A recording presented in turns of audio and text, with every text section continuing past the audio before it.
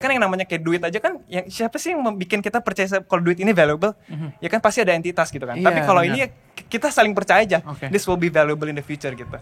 Jadi semakin ke depan semakin banyak orang yang percaya kalau ini valuable, it will be more valuable. Gitu. Jadi percaya nggak sama metaverse? Lumayan.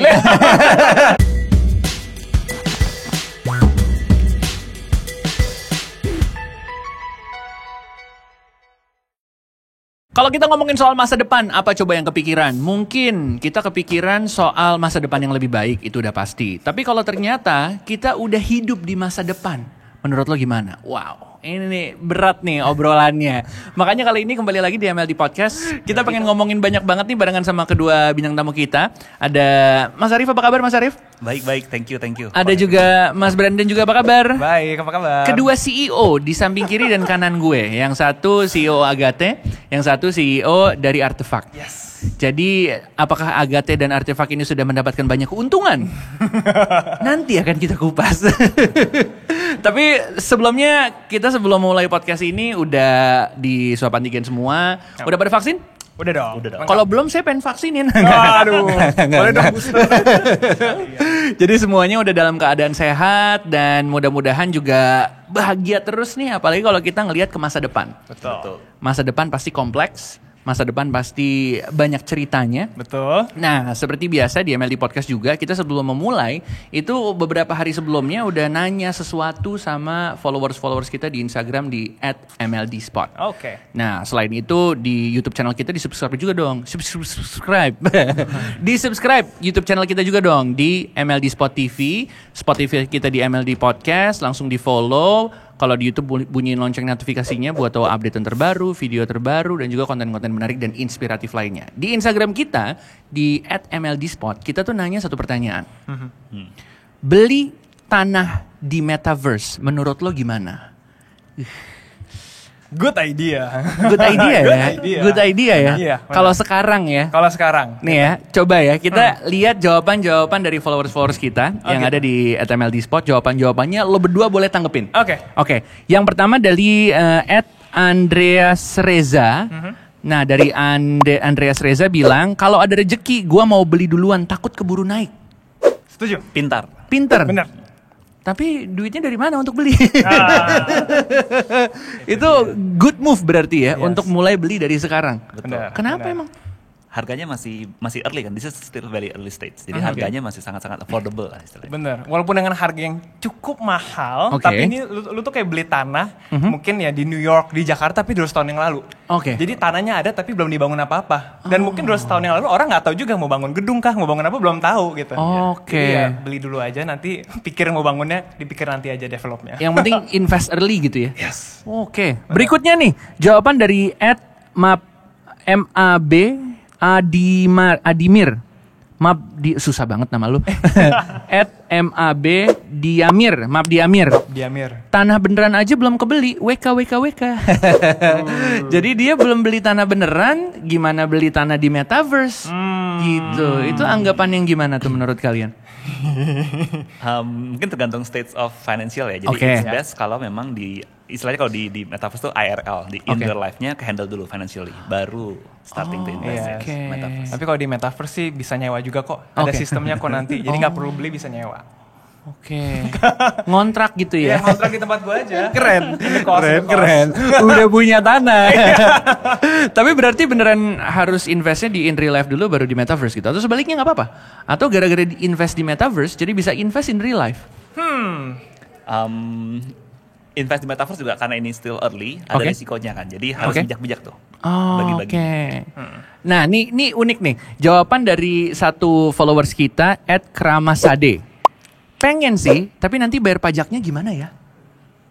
Kalau di Metaverse emang ada pajaknya? Masih abu-abu. Nobody knows. Soon to be regulated harusnya. Deg-degan ya. Deg-degan ya. Aku nggak punya apa-apa kok di Metaverse. Nih kan, menarik banget obrolannya dan mungkin ada yang udah paham sama obrolan kita. Gara-gara kita ngomongin soal Metaverse. Atau mungkin ada yang sama seperti gue gitu. Gue ngerasa gue masih dummy di sini karena gue juga sering kali gak tahu sebenarnya Metaverse tuh apa. Gue udah coba nih iseng-iseng invest di kripto. gue beli beberapa gitu ya. Walaupun ya ujung-ujungnya gue tarik lagi untuk keperluan in real life. Tapi gue udah mencoba ke sana gitu ya. Tapi gue masih nggak kepikiran sebenarnya the definition of metaverse itu apa sih? Gimana? Siapa dulu? Kak Arif dulu nih. Nih, Kakak Arif adalah yang lantas untuk jawab nih coba. Metaverse itu sebenarnya yang kita pikirkan gak sih? Atau gini, sama emang kayak yang orang-orang bilang, ya gampangnya kayak Ready Player One, film yang viral beberapa waktu lalu tuh. Ya, jadi lumayan kompleks nih. Sebenarnya ada 3 school of thought of jawaban definisi dari metaverse. Kita go satu one by one gak apa-apa? Oke, gak apa-apa. Oke, yang pertama definisi metaverse dari arti kata aslinya, jadi harfiahnya. Which is metaverse itu kan meta dari bahasa Greek ya, artinya beyond, beyond universe. Jadi sebenarnya metaverse itu adalah konsep abstraksi sebuah dunia yang lebih dari universe kita sekarang. Contohnya nih, misalnya imagine, apa sih yang tidak mungkin terjadi di dunia nyata kita sekarang? Dunia nyata kita sekarang adalah satu cycle kehidupan. Saya lahir, mati. Sorry, ekstrim sekali contohnya. Tapi tapi bayangkan misalnya saya sangat menikmati masa-masa SD saya karena tiap hari main game. Saya nggak bisa mengulangi itu. Ketika ada dunia di mana saya bisa berkali-kali mengulangi masa SD saya, dan itu metaverse, beyond this universe. Itu satu school of thought, abstraksi. School of thought kedua adalah dari sisi philosophical. Jadi lebih dari sisi ngelihat dari perspektif kita sebagai human, apa yang kita rasakan atau kita pikirkan dalam menanggapi sebuah dunia. Kalau ini lebih kaitannya ke digital. Jadi school of thought gini bunyinya. The moment di mana manusia, mayoritas manusia secara waktu dia lebih banyak di digital. Secara apresiasi terhadap kehidupan dia lebih banyak di digital. Secara investasi dia, secara pekerjaannya lebih banyak di digital. Then we are living in the metaverse. Itu yang school of thought yang kedua. School of thought yang ketiga, ini lebih banyak dari definisi-definisi dari tech company around the world. Jadi most of tech company, tech startup itu pakai definisi yang ketiga. Definisi yang ketiga ini adalah metaverse ini adalah future dari internet. Jadi internet itu kan dari tahun 80-an, 90-an tuh ada yang namanya Web 1. Sekarang ada Web 2 tuh zaman-zaman sosial. Web 1 itu adalah di internet di mana informasi itu cuma satu arah. Jadi misalnya ada portal berita, saya baca informasi satu arah.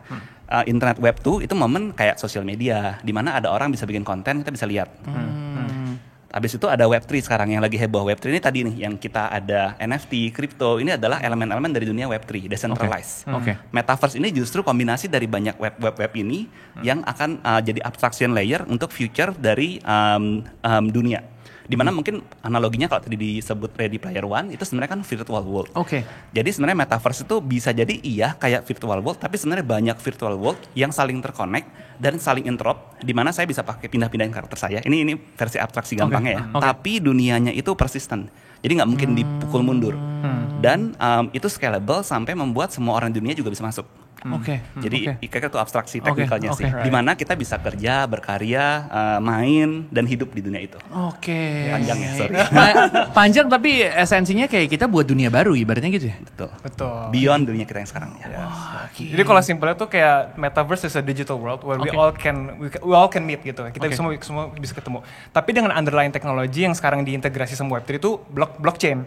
Jadi ketika ada satu project yang membuat metaverse gitu, misalkan contohnya Sandbox itu.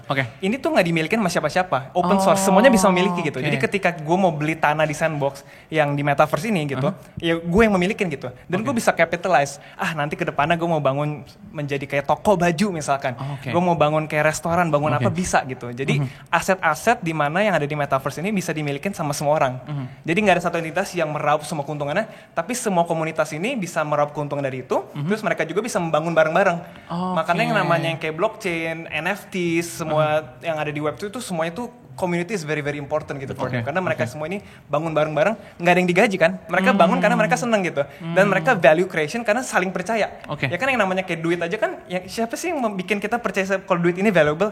Ya kan pasti ada entitas gitu kan. Tapi kalau ini kita saling percaya aja. This will be valuable in the future gitu. Jadi semakin ke depan semakin banyak orang yang percaya kalau ini valuable, it will be more valuable. Gitu. Jadi percaya nggak sama metaverse? Lumayan. Tapi ada orang yang bilang kayak gini, kalau udah diomongin di mana-mana, berarti kita udah terlambat. Sekarang orang-orang lagi ngomongin soal metaverse, lagi ngomongin soal NFT gitu ya. Dan kalian berdua kan udah ada dalam tanda kutip di dunia ini gitu ya. Awalnya aware sama NFT, awalnya aware sama metaverse tuh kapan sih? Apakah udah dari 10 tahun yang lalu udah aware ini atau gimana sih ceritanya? Kalau 10 tahun lalu udah jadi milioner ya? Iya benar. Awalnya gimana kalau dari lu sendiri? Kalau gue awal mengenal cryptocurrency itu tahun 2017. Terus gue itu karena belum banyak informasi dan edukasi. Jadi kalau mau cari apapun, mau invest di koin apa, kayak bingung yang mana gitu. Akhirnya sempet beli di pucuk pas Bitcoin bull run yang terakhir, Desember 2017 kalau nggak salah ya. Jadi beli, terus tiba-tiba, waduh rugi gitu. Tapi akhirnya udah sempet exit.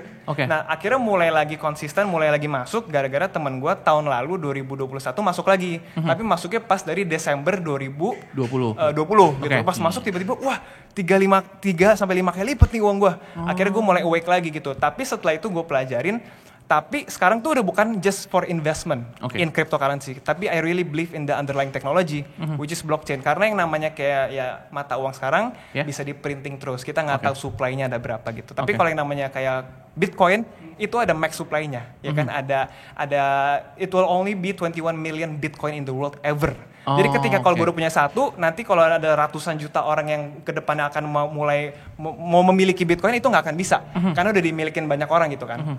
Itu jadi gue percaya dari situ juga. Terus ya gue percaya nanti in the future automation AI masa sih masih pakai mata uang yang pakai kertas gitu kan. It has to be digital money juga. Oke. Berarti lo mulai dari 2017 udah aware-nya seputar ini dari 2017. Nah, kalau lo sendiri, wah, kalau saya malah baru-baru banget, bahkan diajakin sama temannya Brandon. Oh iya. September Oktober lah, iya. Okay. Jadi sebelumnya saya malah super skeptis terhadap dunia blockchain, kripto, karena saya melihat bahwa kok ini semua teman-teman pada day trading sih. Karena saya melihat day trading itu is a zero sum game. Jadi nggak ada value yang di-create di ekonomi sebenarnya. Tapi kalau misalnya ada yang menang 10, pasti ada yang hilang 10 sebenarnya. Day trading ya. Karena saya nggak ngerti sebenarnya. Tapi gara-gara diajakin sama temannya Brandon, saya jadi belajar banyak dan mengerti ternyata memang benar sih. Saya setuju yang dibilang tadi bahwa memang underlying teknologinya indah sekali.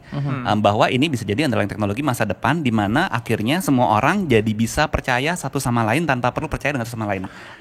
Jadi interestnya di situ sih. Ya. Berhubung sama-sama nggak dipercaya, jadi sama-sama harus percaya. Gitu. Dan salah satu cara biar cryptocurrency ini bisa naik terus value-nya itu jangan trading. Kalau yang namanya trading kan beli jual gitu kan. Sebenarnya kayak gambling. Tapi kalau kita beli kita hold, akhirnya supply yang terjual tuh nggak ada. Karena semua orang saking percaya kayak lu beli emas terus nggak ada yang jual nih emasnya nih.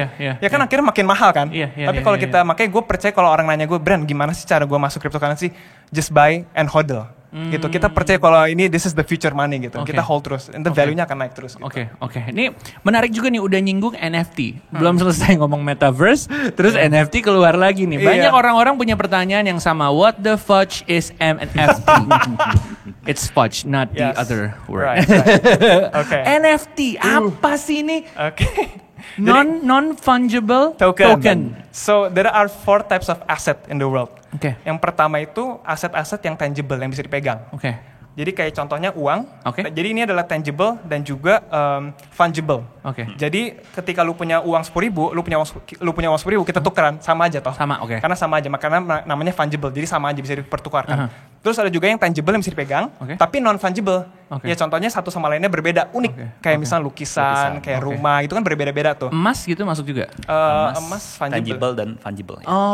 Karena hampir sama semua gitu kan. Lukisan ya contohnya ya. Lukisan, artwork gitu ya. Patung gitu-gitu lah pokoknya. Terus kita masuk ke dunia yang crypto blockchain ini, which is yang non tangible, yang nggak bisa dipegang sama sekali gitu. Jadi kalau yang non tangible tapi fungible, jadi nggak bisa dipegang, digital tapi dipertukarkan akan sama aja ya Bitcoin. Gue punya 1 Bitcoin, lu punya 1 Bitcoin, kita tukeran sama aja kan. Nah sekarang udah mulai yang baru lagi, yang kita masuk ke NFT, makanya non fungible. Yang tidak sama, semuanya unik, tapi dia juga non tangible. Nah kita masuk ke NFT. Jadi bentuk dari NFT itu bisa apa aja, bisa ditokenize. Jadi kayak foto JPEG. Orang kan bilang download JPEG ya. Itu JPEG itu ditokenize. Ya makanya dia bisa menjadi NFT, non fungible token. Jadi kayak misalkan kayak ya taruh kode lah di belakang foto itu untuk memverifikasi kalau ya ini yang unik nih. Ini satu-satunya yang asli gitu loh. Ya, jadi bisa bentuk apa aja, bisa foto, bisa video, bisa surat. Kedepannya mungkin nanti akte lahir, KTP jadiin NFT gitu, bisa gitu. Nggak bisa diperjual, nggak bisa diduplikasi karena ini yang asli yang di sini nih gitu. Jadi kalau zaman dulu mungkin ada lukisan yang counterfeit gitu kan. Dicari taunya mungkin harus dilihat detailnya dulu. Kalau sekarang NFT ada kode uniknya yang bisa nentuin ini sebenarnya asli atau palsu gitu. Dan transparan banget blockchain. Lu bisa tahu yang punya ini siapa. Dan sebelumnya diperjualbelikan harganya berapa. Itu ketahuan semuanya gitu. Jadi it's very very transparent everything. Oke. Jadi makanya saling percaya aja, community driven kan. Oke. Ini berarti mulainya kapan sih? Kan kita baru-baru ini dengernya gitu. Apa sebelumnya seperti yang tadi lo bilang gitu? Kripto udah dari 2017 lo invest. NFT juga sama gitu nggak sih? Kalau NFT itu sebenarnya mulai dari beberapa tahun lalu ya, mungkin a few years ago ya. Dari zaman Ethereum. Zaman Ethereum ya. Ethereum mulai keluar, dia kan keluarin smart contract ya. Jadi smart contract layer itu adalah layer secara teknologi di mana bisa coding NFT lah, yang fungible token. Jadi itu mungkin tahun 2015-an kali ya. 15-16 sudah mulai ada tuh. Kalau di game kayak ada CryptoKitties itu 2016-17 sudah ada. Jadi sebenarnya udah lama, tapi memang baru banget nih mass adoption ya. Bukan mass lah, early masih ini early. Baru masuk gaul-gaul sekarang nih. Gue nonton di TikTok ya, si Gary V pernah ngejelasin ya. Kalau misalnya lo pernah beli skin di Mobile Legends contohnya, atau mungkin lo beli skin di Fortnite, atau essentially lo beli properti yang ada di GTA Online, itu sebenarnya lo adalah orang yang udah ngelakuin hal-hal seperti tadi gitu, udah punya NFT, bener gak sih?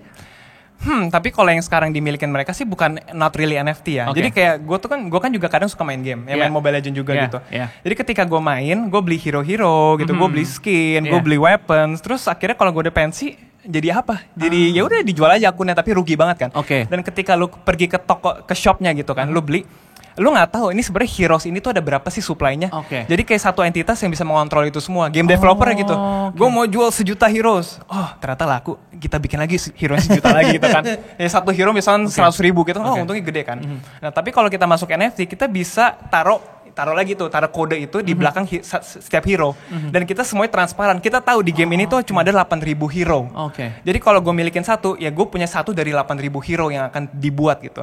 Jadi ketika gue udah pensi main game ya, gue bisa jual hero itu sebagai NFT. Dulu gue beli 10.000, tapi cuma ada 8.000 loh. Lo gue jual 1 juta deh gitu. Oke. Hubungannya antara NFT sama Metaverse apa? Nyambung nggak? Nyambung. Jadi salah satu syarat untuk Metaverse bisa kejadian adalah dia beyond our universe kan. Our universe itu apa sih? Salah satu yang membuat universe kita terlihat nyata adalah konsep kepemilikan.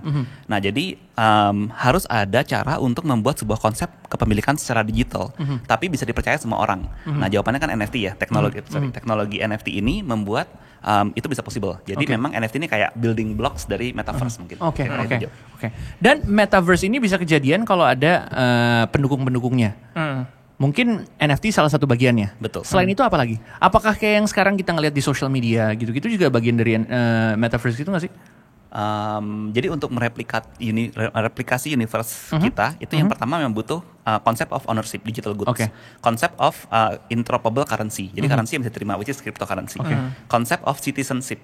Jadi kita butuh sebuah metaverse itu bisa diterima kalau kita bisa membuat sebuah konsep identitas kayak paspor, tapi diterima oleh semua orang. Kalau sekarang kan paspor ini diterima oleh kesepakatan dari bangsa-bangsa kan, tapi ada beberapa bangsa yang dikucilkan gara-gara lu dia nggak boleh paspor nggak diterima. Kekuatan paspornya berkurang.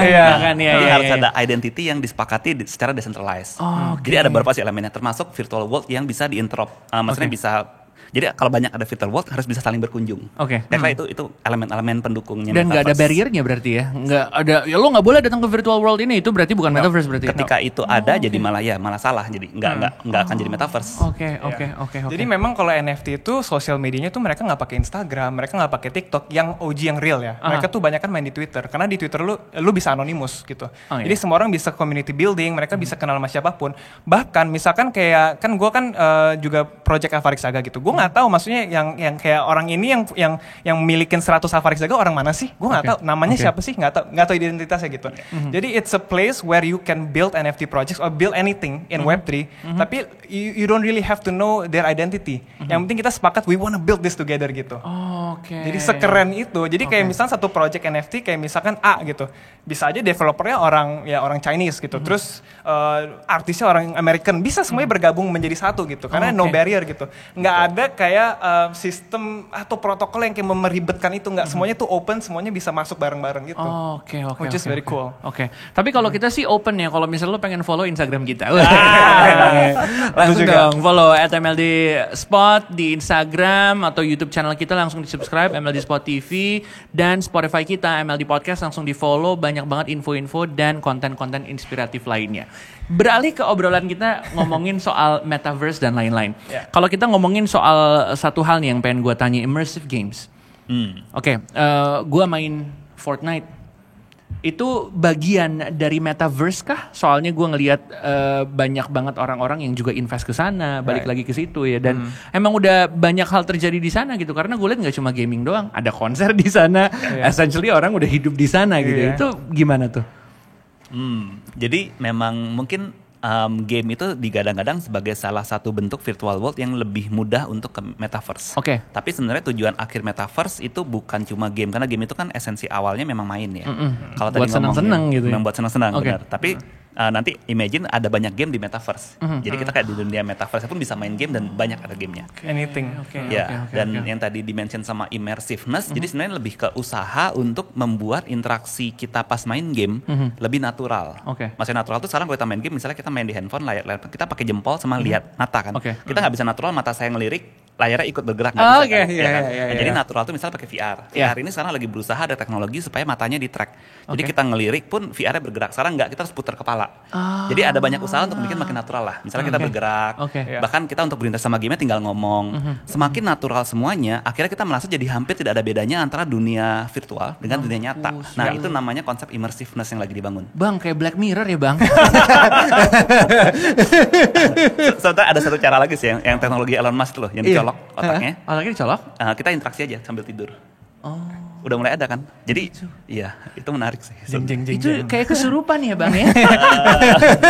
Kayak gimana tergantung, gitu? Tergantung. Bisa dilihat dari sisi progresif atau konservatif. Waduh. Oke. Terus gini, kalau dari lo sendiri, dari Agate sendiri, udah ngelakuin apa untuk mewujudkan metaverse? Wah, kalau saat ini kita bersyukur banget diajak Brandon misalnya proyeknya dia. Gimana nih kita lagi ada kerjasama bareng dan berkat kita belajar banyak dari situ, saat ini Agate juga lagi sedang membangun kita punya. Jadi kita bilang konsepnya itu minimum viable metaverse. Karena metaverse ini masih jauh. Jadi gimana cara kita untuk pelan-pelan menuju ke sana? Jadi kita harus membuat sebuah konsep yang bahkan di di produk yang masih kecil aja dia sudah merepresentasikan metaverse. Makanya kita bilang minimum viable metaverse. Itu yang lagi kita bangun. Soon bakal di-announce sih saat ini. Jadi kalau in a general speaking ya kan, in my company di Artifact itu kan kita NFT Launchpad. Jadi kita membantu banyak IP owner sama artis untuk nge-launch NFT project mereka gitu. Jadi memang mungkin kalau kita ngomongin tren, itu mungkin dari bulan September dan sebelumnya, itu tuh banyak kan NFT itu sebagai kayak foto profile picture aja. Makanya ada yang tren namanya NFT PFP, karena itu profile picture. Jadi ya contohnya kayak CryptoPunk. Tau gak yang gambar-gambar pixel-pixel itu kan, yang harganya miliaran, itu dulu free loh. Lu bisa minting free, tapi sekarang harganya udah miliaran gitu. Yang banyak jadi profile picture orang-orang di Instagram kan? Iya. Instagram, iya udah langsung jadi itu yang mereka punya gitu kan? Itu flexing. Terus akhirnya itu flexing. Itu flexing bener. The new way of flexing kan. Oke. Terus masuk ke mulai bulan September, akhirnya mulai lagi cultural dan mass adoption gitu. Di bulan September karena kripto lagi bear market, orang tuh lagi yang punya kripto tuh lagi bingung. Aduh, gue invest apa lagi ya? Karena orang kan pada takut ya kalau lagi berdarah, gue invest yang lain. Akhirnya mereka masuk NFT. Jadi di bulan September itu ada salah satu artis Indonesia juga yang terkenal namanya Brian. Dia juga part of the project namanya Oniforce. Yang bikin NFT yang style-style Jepang yang dari samping gitu. Nah, itu mulai tuh akhirnya mulai gebrak karena satu NFT bisa dijual beratusan juta. Tapi dibeli hanya berapa juta doang gitu. Mulai akhirnya mereka bikin IP sendiri, mereka bikin kayak karakter dan dunianya sendiri. Terus, nah karena metaverse akan mulai fully crazily adopted this year dan develop, akhirnya semua NFT projects ini langsung kayak putar meja lagi. Bagaimana supaya NFT yang mereka rilis yang sebagai PFP doang itu bisa relevan sampai tahun ini.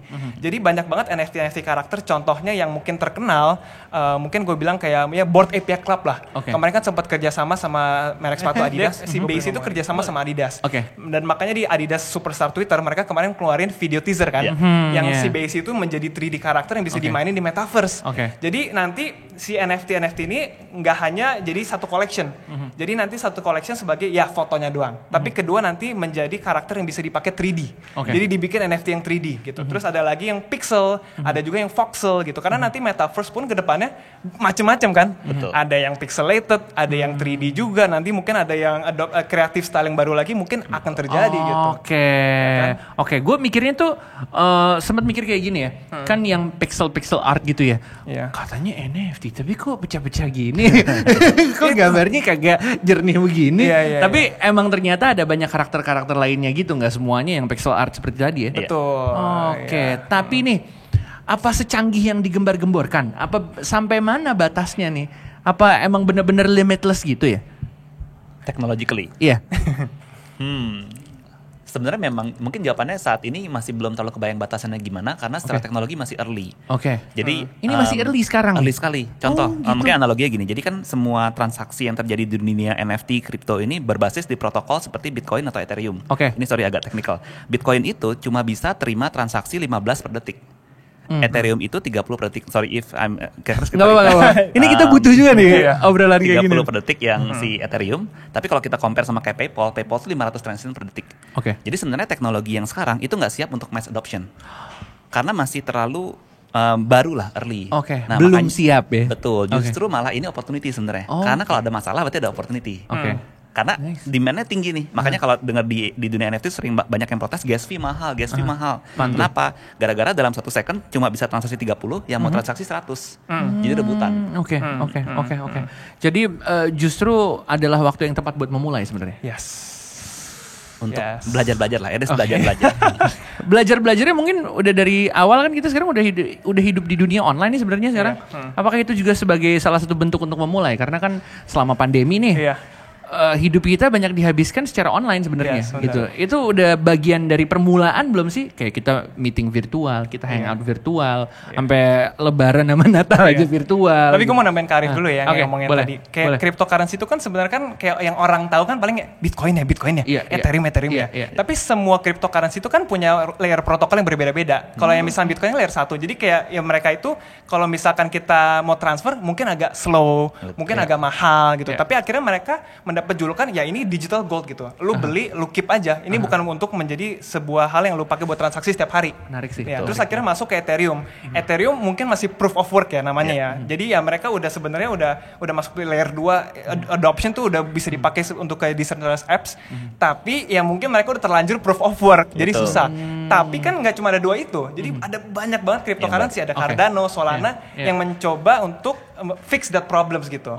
Ya, cuman ya karena Bitcoin Ethereum yang the first mover ya, jadi orang-orang ini yang harus mulai dipindahkan atau orang-orang baru mulai mencoba cryptocurrency yang lain gitu. Bikin aplikasi di cryptocurrency lain, bikin NFT di cryptocurrency lain gitu. Jadi semuanya itu akan ada fungsi. Iya, soalnya kalau sekarang ngomongin cryptocurrency gitu ya, otaknya langsung Bitcoin. Iya. Betul. Yang kedua langsung Ethereum langsung gitu kan. Iya, itu doang kan.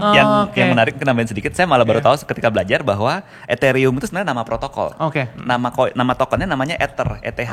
ETH. Iya, Bitcoin itu nama protokol, nama tokennya namanya BTC. Saya baru tahu juga belakangan. Ternyata beda itu. BTC, ETH, BNB. Yang mantengin portfolio nih. Ini merah apa hijau nih? Jadi it's so much more than investment sebenarnya. Tapi kalau yang tadi gue omongin gitu ya, essentially kita berarti udah memulai gitu, karena semua hidup kita udah virtual gitu. Itu berarti adalah langkah awal ke metaverse, bener gak? Bener banget, setuju.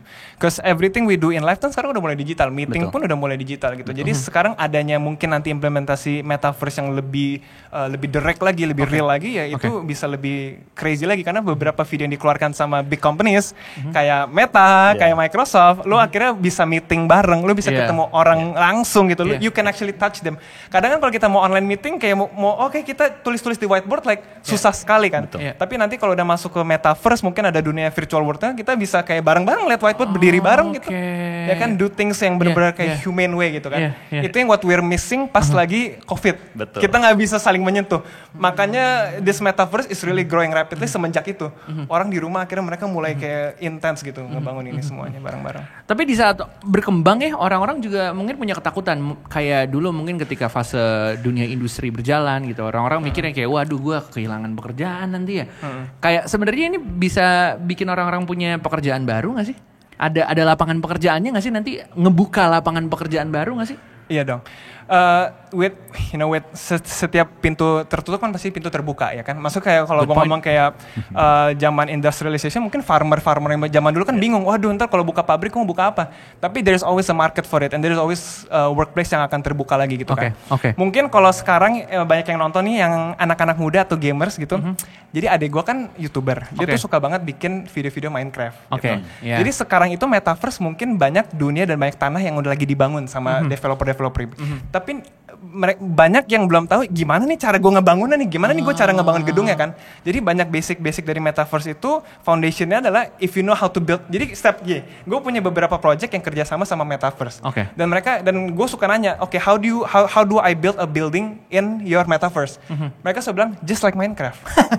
Jadi sesimpel itu. Jadi ini adalah lowongan kerja yang terbuka buat anak-anak muda Indonesia nih yang udah emang demen main Minecraft. Just utilize, belajarin terus karena nanti kedepannya setelah sandbox dan semua dunia terbuka, we are gonna need a lot of developers gitu loh yang akan membangun kayak toko Adidas. Nanti siapa yang bangun nih gitu kan, belum ada yang tahu gitu. Very menarik ya. Pekerjaan baru nih. Pekerjaan baru ini nih sebenarnya. Nanti ya jadi penjaga tokonya bisa. Oh iya, gue mesti kerja nih, tinggal nyalain gadget lo, udah langsung kerja gitu ya, nggak mesti ketemu macet. Iya bener. Menarik ya. Sayang pulang sayang. Iya. Oke. Nggak harus pulang. Dicariin pasangan ya. Tapi balik lagi, orang-orang kadang-kadang ketemu sesuatu yang baru ya, ada trust issue-nya. Ya, ini aman nggak sih? Bisa gak sih gue kesini? Cara untuk ngajak orang, ini aman loh, ini terbuka loh untuk kita semua ya. Kalau lo berdua, cara ngajaknya itu seperti apa lo nih? Sebenarnya aman atau tidak, justru memang ini salah satu problem di dunia desentralisasi. Jadi bahkan untuk protokol-protokol yang sangat aman pun, karena akhirnya sekarang tingkat security itu diserahkan kembali ke pemilik masing-masing. Misalnya tadi mungkin Brandon sempat bahas juga tentang misalnya saya punya dompet dan saya ada kayak passwordnya gitu untuk dompetnya. Nah kalau saya passwordnya ketahuan sama orang lain bisa langsung ambil isi dompet saya. Wow. Dan itu kita nggak ada customer service atau apa yang kita bisa komplain. Halo mas, saya ini nggak ada. Halo mas Bitcoin. Nggak ada. Nah itu salah kita. Nah itu di protokol yang aman. Karena ini masih early sekali, banyak sekali sekarang kayak pihak-pihak yang sengaja bikin banyak project-project scam.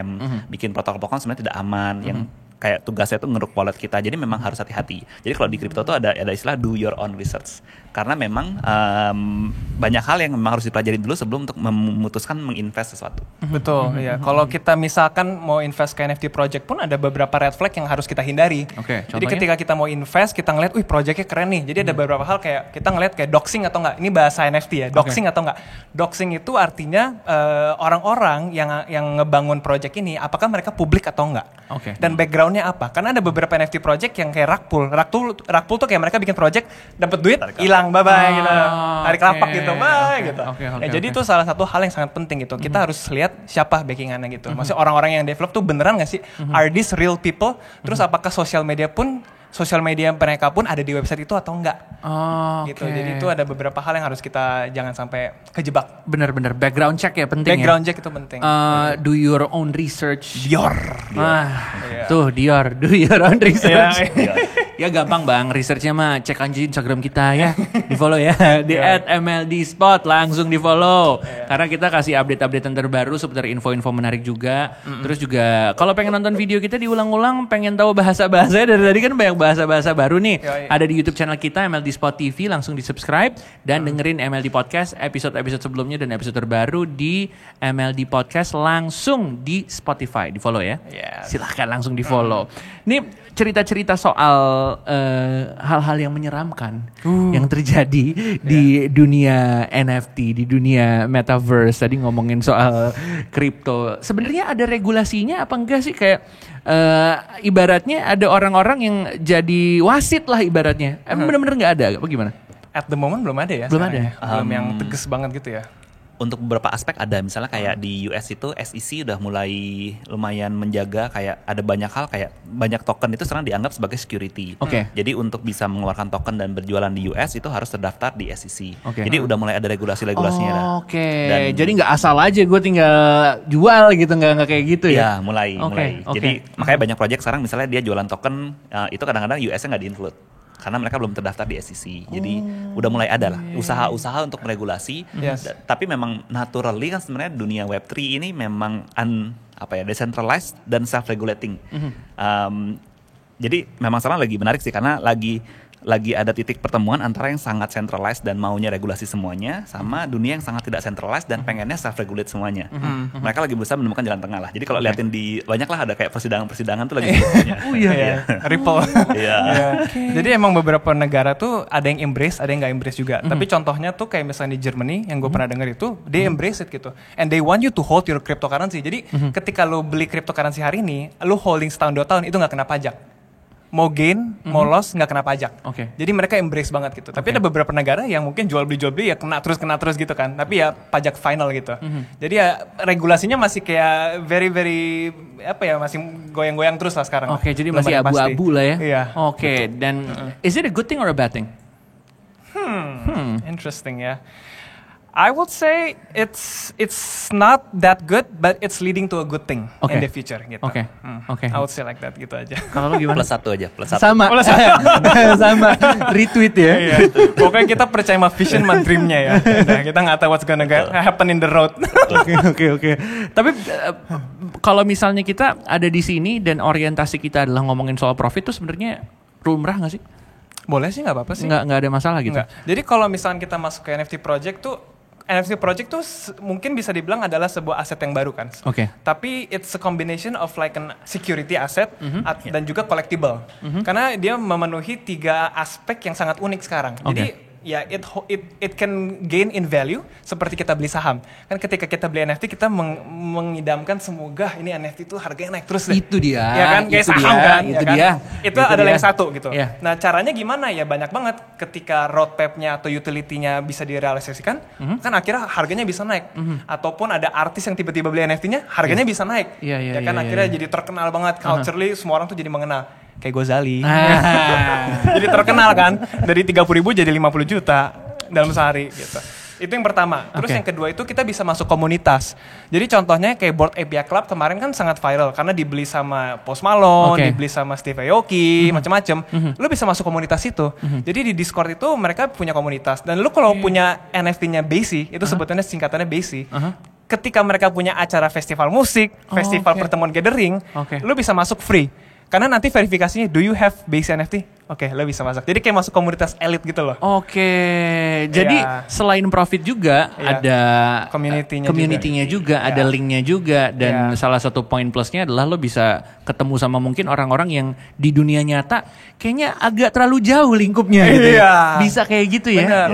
Terus yang ketiga itu ya roadmap utility. Jadi ada beberapa NFT yang akhirnya menjadi game. Atau nggak lo bisa kayak farming token. Ternyata NFT project-nya punya token. Jadi kita kayak misalnya kita beli NFT-nya terus kita kayak staking, nanti itu bisa dapat token. Jadi kayak menghasilkan duit juga. Jadi there are so many elements yang sebenarnya di NFT project sekarang. Seru sebenarnya. Seru sih. Udah kepikiran pengen kaya ya. Masa depan. Di masa depan nih. Kita ngomongin soal masa depan di metaverse dan lain-lain.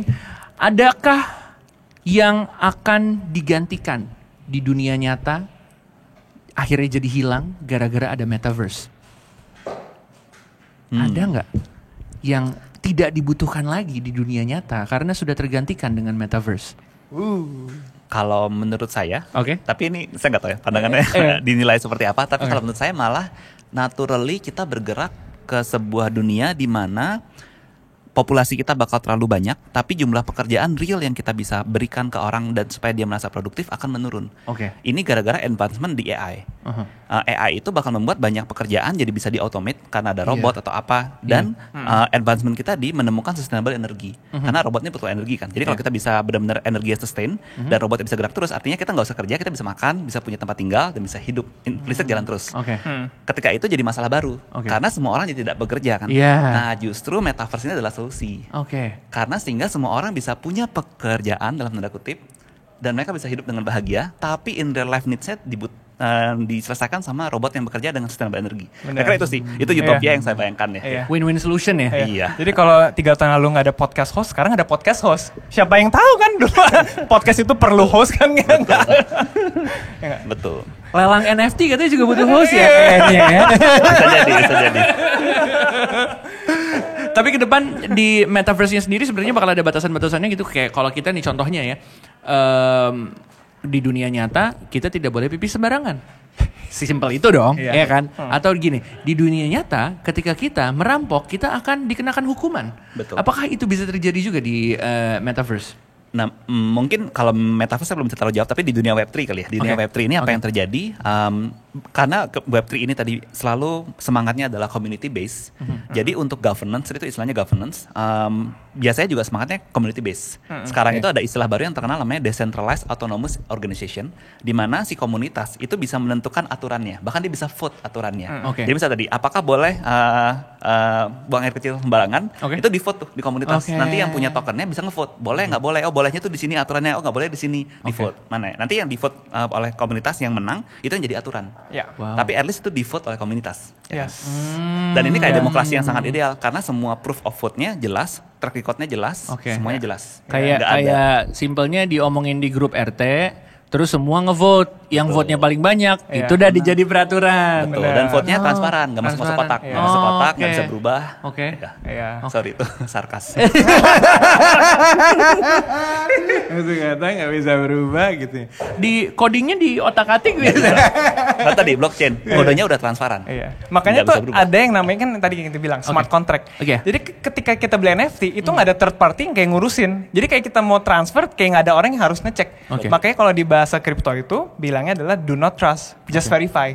Lu mau transfer beli NFT, ya udah kita cek aja bener nggak nih gitu. Jadi nggak perlu kayak ada third party yang harus ngecek terus gitu. Kalau yang ke traditional monetary companies kan sekarang kan harus perlu kan. Kayak gue mau ngecek saldo, HP harus dicek dulu kan sama perusahaan itu kan gitu-gitu. Jadi ini sekarang tuh udah bener-bener verify aja, do not trust gitu. Jadi dari old ways pelan-pelan berganti ke new ways. Wow. Positifnya ada lah pasti. Ada dong. Banyak kan. Tapi di balik ketakutan-ketakutan kita ngomongin soal iya nanti gue kehilangan pekerjaan dan lain-lain gitu. Metaverse atau mungkin Internet 3.0 ini bakal membantu manusia dalam sisi apa aja?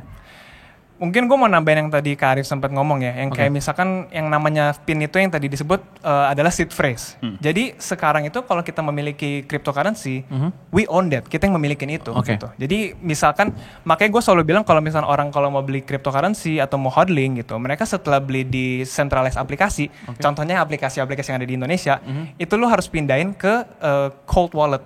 Lu beli tuh bentuknya kayak USB gitu. Jadi kalau ketika lu pindahin itu cryptocurrency itu ke cold wallet, cuma lu doang bisa akses itu dan lu nggak bisa dihack gitu. Tapi kalau ketika lu misalkan masih tetap ada di aplikasi-aplikasi itu, ada resiko-resiko tiba-tiba kayak aplikasi itu down, aplikasi itu di ban, akhirnya cryptocurrency lu hilang gitu. Jadi ini adalah saat dimana kita bisa memiliki uang atau aset kita yang pegang sendiri gitu.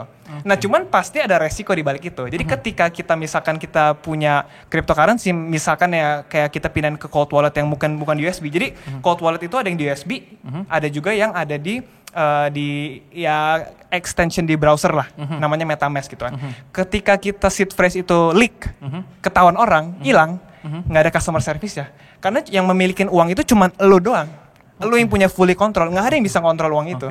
Gitu. Jadi jangan sembarangan nyebar link di WhatsApp gitu-gitu, jangan ya. Nanti jangan flexing, taunya personal data lu hilang. Bisa gitu. Bisa jadi. Makanya hati-hati. Makanya kalau orang-orang baru invest NFT crypto tuh harus hati-hati banget. Benar. Karena kan dulu kan orang-orang ada tuh momennya kan foto tabungan lo berapa, kan? Duit di tabungan lo berapa sekarang nggak boleh ya, jangan ya, porto lo post. Dan setransparan itu. Jadi ketika lo tahu rekening orang, lo bisa langsung cek ada berapa saldonya sekarang. Karena blockchainnya tuh open source. Jadi kalau misalkan lo upload nih, kayak misalkan kayak reza.eth, nama rekeningnya gitu kan, gue bisa langsung buka aja websitenya. Oh rekeningnya cuma $1 ya. Segini doang gitu. Gayanya tinggi. Dan historinya ketahuan. Lu pernah transfer ke siapa ketahuan. Lu pernah beli NFT ketahuan. Jadi kayak ketahuan cuannya berapa. Boncosnya berapa ketahuan. Gila. Jadi flexingnya tinggi nih. Iya. Jadi sebenarnya buat pajak ini ideal world sebenarnya. Buat pajak ya. Karena kelihatan semua sebenarnya. Gak ada yang ditutup-tutupin. Gak ada under the table. Gak ada. Justru it's a good thing dong berarti. It's a good thing. It's a good thing. It's a good thing. Embrace it makanya. Tuh embrace it makanya. Salah satu cara embrace-nya adalah memulai. Oke, gue denger lo berdua ngomong, gue pengen memulai. Seenggaknya ada di Web 3.0, atau mungkin gini, gue memulai pengen cari tahu soal NFT, atau mungkin gue punya cryptocurrency gue sendiri gitu, gue mulai beli di segala macamnya. Nah ini the first thing we do. Oke. Adalah ngapain? Kalau from me ya. Kalau misalkan jadi gue akan ngomongin 2 jalur, masuk NFT or masuk cryptocurrency. Oke. Kalau masuk cryptocurrency karena bisa di fractionalize, jadi orang tuh suka bingung, gue mau beli Bitcoin tapi harganya udah 600 juta. Tapi kan enggak, lu bisa fractionalize, lu bisa beli 0,001 Bitcoin, cuma 50.000 misalkan. Betul. Ya, terus jadi pilihan yang gue selalu bilang ke orang, lu beli blue chip aja if you wanna be safe gitu. Cryptocurrency yang dari dulu sampai sekarang tuh udah naik terus atau enggak udah bisa holding value gitu. Ya contohnya kayak Bitcoin, Ethereum itu blue chip tuh ya. Itu blue chip. Okay. Ya, jadi emang penggunanya banyak banget dan value-nya tuh ya naik terus. Kalau kita lihat grafnya, kita tarik yang misalnya yearly gitu, 5 tahun ya naik terus kan dia. Orang kan suka takut ya besok turun, besok naik. Enggak. Kayak yang Squid Game tuh. Waduh. Itu scam. Ngeri tuh ya. Makanya gue selalu bilang orang jangan main shitcoin lah. Udah blue chip aja gitu. Terus kalau NFT, kalau bisa sih masuk community. Masuk komunitas, misalnya masuk WhatsApp grup kripto apalah. Itu satu grup bareng ya, Crypto Heroes ya. Kalau bisa masuk gitu, terus cari temen yang mungkin udah kenal. Jadi lu bisa dibimbing sama mereka. Karena sekarang NFT space itu is very fast pace. Semuanya tuh gerak cepat, banyak juga scammer. Jadi kalau bisa ya punya tandem lah, punya temen yang bisa mengenali lu gitu. Jangan main sendiri gitu ya. Ya kalau NFT lebih hati-hati aja. Lo sendiri mungkin, gimana nih? Nambahin, kalau dari saya tadi kan itu lebih how-nya. Kalau saya mungkin lebih ke what to be prepared sebelum masuk ya. Jadi lebih kayak dari si mindset. Yang mungkin saya sangat sarankan, sebaiknya jangan masuk ke dunia ini dengan mindset get rich quick. Karena itu malah berbahaya. Jadi gini, kalau mau masuknya mindset sebagai investor nggak apa-apa, tapi pastikan yang diinvest itu adalah duit dingin. Karena bahaya sekali itu ada yang sampai pinjol gitu kan, karena pengennya get rich quick. Duit buat belanja isi kulkas malah diisi di kripto. Itu masih mending. Ada yang pinjol. Aduh. Pinjol sampai dia tagih-tagih karena dia berharap mau ya bisa kaya cepat. Taunya merah. Banyak yang bunuh diri loh kayak gitu. Jadi hati-hati. Jadi itu yang harus dihindari. Mindsetnya nggak boleh gitu. Tapi mindsetnya seperti apa? Nah, ini tuh mungkin karena ini revolusi teknologi ya. Jadi gampangnya kita lihat aja di belakang nih. Dulu waktu zaman-zaman internet awal-awal ada opportunity yang besar banget muncul. Opportunity warnet. Ya kan? Tapi begitu mobile phone keluar dan internet di mobile bisa jalan, warnet hancur kan? Tapi ada opportunity baru, pulsa, jualan pulsa. Nah, jadi sama nih, ini revolusi teknologi. Sebenarnya ini contoh kecil ya, tapi nggak cuma warnet doang di internet ya, ada macam-macam yang muncul. Nah, jadi sama. Jadi justru di revolusi teknologi seperti ini sebenarnya banyak sekali opportunity yang baru yang akan muncul. Masuklah ke sana. Bukan masuk sebagai investor saja, tapi karena tadi ini revolusi teknologi, ada banyak banget opportunity ya. Kayak tadi mungkin contoh podcast itu kan gara-gara Web2 ya, podcast. Di Web3 apa sih? Nah, itu yang kita harus cari bareng-bareng. Mungkin lebih ke sana mindsetnya ya. Sama-sama kita develop bareng-bareng, sama-sama kita cari tahu bareng-bareng supaya sama-sama berkembang. Betul. Contoh kayak apa yang dilakukan sama Brandon, Artifact ini it's a very new company. Belum ada kan NFT Launchpad. Nggak ada. Kategori baru nih, tiba-tiba muncul setahun terakhir gitu kan. Nah, this kind of things yang menurut saya harus difokuskan. Oke. Kalau gitu gue akan coba untuk men-NFT-kan suara gue. Karena belum ada. Kalau Ghazali udah selfie. Tapi suara yang cuma kayak pengen gak punya? Mau banget. Thank you banget nih udah ngobrol-ngobrol barengan sama kita di sini dan udah menjelaskan banyak hal. Tunggu dulu, tapi ini NFT bener nggak? Nanti benefitnya apa nih kalau misalnya gue udah beli, gue bisa dapat apa nih ke depannya? Udah siap nge-launchpad nih. Siap. Gue bilangnya HP bingung gue. Bisa dapat apa nih? Lo bisa dapat ketenangan dari suara gue. Kayak apa suara gue? Ada motivasi sedikit dong buat teman-teman yang mau mulai. Gimana nih? Kalau gue ya, satu quote yang gue suka banget, do not wait until you're ready because you will never be ready. Jadi kalau lu punya impian atau sesuatu ya lu jalanin aja. Karena semua orang kalau nunggu sampai mereka siap ya nggak akan siap. Dijalanin aja, terjun aja dan you will learn so many things. Dan ternyata lu akan menyadari ternyata gue bisa juga ya gitu. Ada quotes lagi? Ditembak loh, gue bingung. Mirip sih. Mungkin sama persis. Jadi saya juga di 3-4 bulan lalu nggak akan membayangkan bahwa saya bakal sedalam ini dunia Web3. Jadi persis sih bahwa mungkin ini lebih relevannya ke generasi kita dan ke bawah mungkin ya buat teman-teman. Sebenarnya ini momen yang sangat pas karena di momen ini teman-teman lagi ada di revolusi sebuah teknologi. Jadi ini mirip internet tahun 90-an. Di momen ini justru opportunity ada banyak sekali. Opportunity baru. Jadi manfaatkan. Cara manfaatkan adalah terjun aja dulu, belajar ya. Ntar beli Bitcoin dulu. Terima kasih Brandon ngobrol-ngobrol bareng sama kita. Terima kasih Mas udah ngobrol bareng sama kita. Dan terima kasih juga buat lo yang udah dari tadi mencoba untuk menangkap ilmu-ilmunya. Mudah-mudahan ini bermanfaat banget buat lo yang lagi mendengarkan dan menonton dimanapun lo berada. Dan kita mau ngingetin juga nih, kalau lo bisa nonton konten-konten kita yang mana aja semuanya menginspirasi, langsung subscribe YouTube channel kita di MLD Spot TV. Dan langsung cek ke Instagram kita, langsung di follow ya di @MLDspot. Lo bisa nemuin banyak banget konten-konten inspiratif. Dan follow juga Spotify kita di MLD Podcast. Dan dengerin semua konten-konten podcast kita, episode terbaru dan episode-episode sebelumnya. Alright, last but not least, kita sama-sama ngomong 1, 2, 3. Get yourself inspired by MLD Spot.